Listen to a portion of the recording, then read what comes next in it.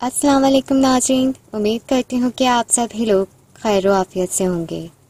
आज की इस वीडियो में मैं आपको एक ऐसा फेस वॉश फॉर्मुलेशन के बारे में बताऊंगी जिसके इस्तेमाल से आपके फेस में अगर एक्नी, पिंपल्स, फ्रैकल्स, झाइयाँ झुर्रियाँ हैं उसको ख़त्म करेगा, स्किन को टाइट करेगा और पोर्स को क्लोज करेगा। स्किन स्मूथ सॉफ्ट हो जाएगी, परमानेंट वाइटनिंग देगा। इस फेस वॉश के इंग्रेडिएंट्स के बारे में बताने से पहले मेरी आपसे गुजारिश है कि चैनल को सब्सक्राइब कीजिए, साथ ही नोटिफिकेशन बेल आइकॉन को भी प्रेस कीजिए ताकि हमारी हर आने वाली नई वीडियो आप तक फ़ौरन पहुंच जाए। अब चलते हैं वीडियो की जानिब। फेस वॉश बनाने का सबसे पहला इंग्रेडिएंट है बेसन। बेसन जो कि फेस की स्किन को वाइट करने में अहम किरदार अदा करता है, झाइयाँ झुर्रियाँ ख़त्म करता है, एक्ने पिंपल्स को अंदरूनी सतह पर जाके ख़त्म करता है। सेकेंड इंग्रेडिएंट्स हमारे पास पाउंड्स फेस वॉश है।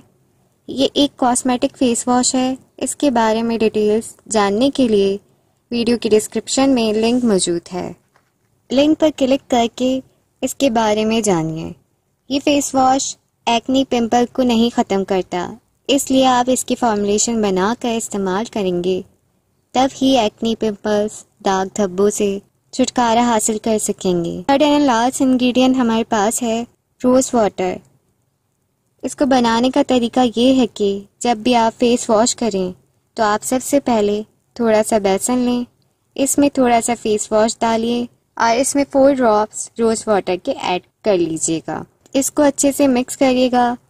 इसे फेस पर हल्के हल्के मसाज कीजिएगा।